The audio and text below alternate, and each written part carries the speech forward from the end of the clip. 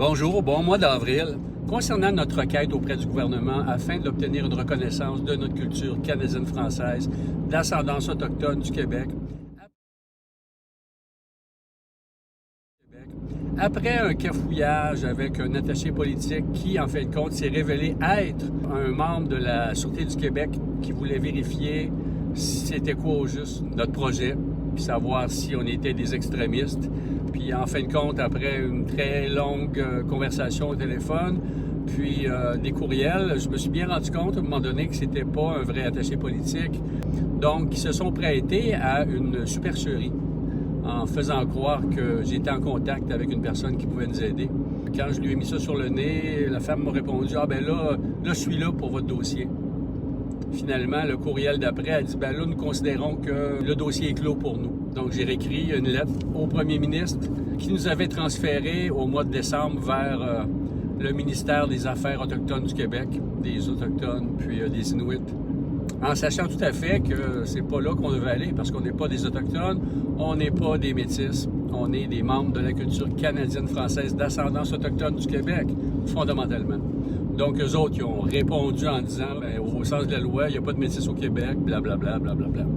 J'ai réécrit au bureau du premier ministre en disant, bien, il y a eu un malentendu quand on a envoyé notre demande d'aide, parce que vous nous avez envoyé vers le mauvais ministère, puis on n'est pas, en premier, des Autochtones, puis on n'est pas des Métis au sens de la loi. On est membre d'une culture, puis et de la même manière que vous soutenez la culture acadienne en Nouvelle-Écosse, qui démontre une sensibilité de votre part pour la sauvegarde de la tradition puis de la mémoire française dans ses débuts au Québec, puis même au Canada, ben on s'attend à ce que vous nous aidiez aussi, d'une certaine manière.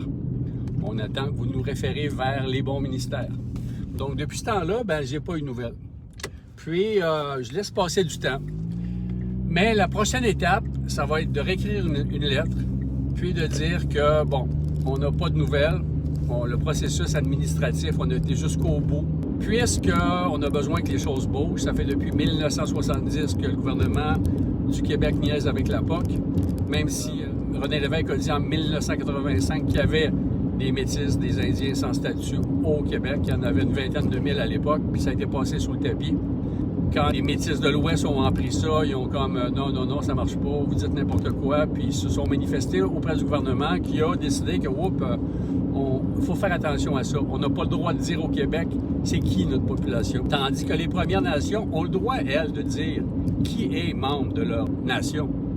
Mais au Québec, on n'aurait pas le droit, nous autres. On ne pourrait pas dire en tant que province, en tant que territoire, en tant que culture, c'est quoi notre culture séparée en deux espaces. Canadien-Français, Canadienne-Française, puis Canadienne-Française d'ascendance autochtone. Puis on va de l'avant avec ça, puis on défend ça. Non, on s'est rendu compte que le mot « autochtone » dérangeait. Les gens sont frileux, ils sont pas capables de comprendre. Ils veulent pas comprendre, ils veulent pas aller là. Ils préfèrent laisser couler. Donc, ils s'attendent à ce qu'on fasse comme les Métis en processus de reconnaissance, qu'on aille passer notre temps et qu'on dépense de l'argent dans les tribunaux à se faire battre, à se faire mettre en échec constamment, puis qu'on veuille avoir de l'argent, des cartes de membres, puis qu'avec cet argent-là, ben, on paye le secrétaire, puis on paye les frais de tribunaux, on paye un avocat. D'année en année, en décennie, ça continue de même. Non, il n'y a pas question. Non, c'est notre culture, c'est pas un statut qu'on défend, on s'en fout du statut. On veut que notre culture soit reconnue, puis qu'elle soit aidée, puis protégée au Québec. Donc, c'est autre chose qu'un statut. Donc, la stratégie à court terme, c'est des actions pour troubler la paix.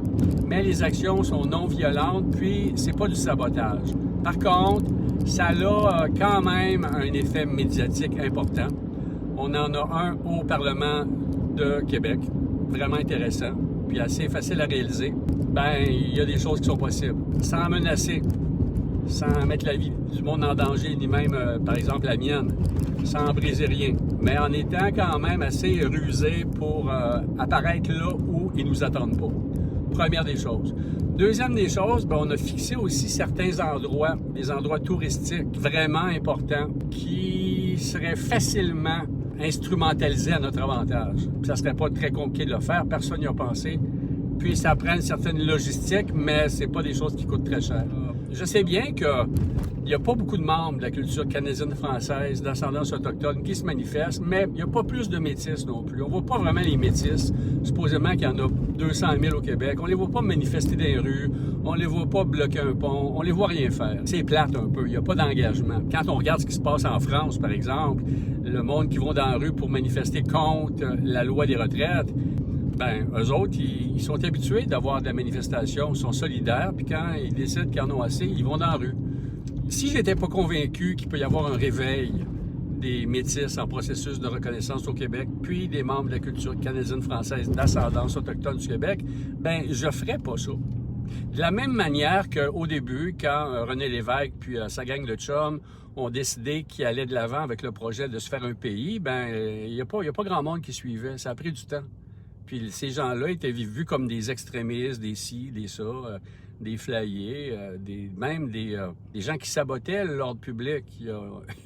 Ils ont été amenés en cours sous des motifs assez particuliers, là. Donc, de nos jours, cette manifestation-là, cette résurgence de se dresser debout doit absolument exister. Donc, moi, ça ne me dérange pas d'aller au bâton présentement, dans la mesure où on le fait de la bonne manière, puis qu'on ne va pas là en disant des choses qui sont fausses. Par exemple, je suis un métis, je suis un autochtone, ce qui n'est pas le cas légalement. Donc, on ne va pas aller là à ce niveau-là. Par contre, on est membre d'une culture historique, puis cette culture-là doit aller sur la place publique, avoir une reconnaissance, brandir notre drapeau, puis avoir des espaces pour exister, puis des budgets, puis une célébration. Donc ça, c'est sûr. Si je croyais pas que c'était sûr, ben j'ai bien d'autres choses à faire dans ma vie que de continuer ce travail-là. Puis revenir. Ça, c'était le compte-rendu. D'où est-ce qu'on en était? J'attends voir si une réponse du gouvernement. Ensuite, on envoie une deuxième lettre en disant qu'on passe au niveau stratégique, qu'on s'en va de l'avant, parce qu'on voit qu'il n'y a aucune possibilité d'avoir de l'aide puis de la reconnaissance. Donc, le gouvernement, d'une manière administrative, a décidé qu'il y a une fin de non-recevoir. En étant dans un État libre, on a le droit d'aller manifester à un État supérieur. On va y aller. Puis, ils vivront avec ça. Puis, c'est sûr que c'est une forme de « oh, il y a un projet B qui s'en vient, il y a un plan B ». Ils peuvent se sentir un petit peu mal à l'aise de ça. Ça se peut qu'il y ait encore un genre de pseudo-attaché politique qui décide de me parler. Ben, ils vont avoir le choix de rester encore sourds à nos requêtes ou bien de dire, ben là, il faudra peut-être qu'on ouvre une table de négociation. Puis sinon, ben, on va passer à l'action. Mais je ne ferai pas une action violente, comme je l'ai dit, ni qui met en danger rien, ni du sabotage, mais qui va être dérangeante. Ben là, je vais pouvoir avoir un micro puis parler de notre culture. Parce que je ne vais pas arrêter. René Lévesque, il n'a pas arrêté son projet, puis les gens y ont poussé loin. Puis on dirait que depuis le dernier référendum, le Québec s'est écrasé, puis qu'on est rendu docile, puis qu'on se laisse passer n'importe quoi. Ben moi, je suis pas de même. Puis je sais qu'il y a plein de monde qui sont pas de même. Il suffit peut-être rien qu'il y ait un leadership. Puis le leadership, j'espère que je vais vous le donner, que ça va vous réveiller. Puis sinon, ben, je vais de l'avant tout seul, c'est sûr. Salut, bonne journée, bon mois d'avril.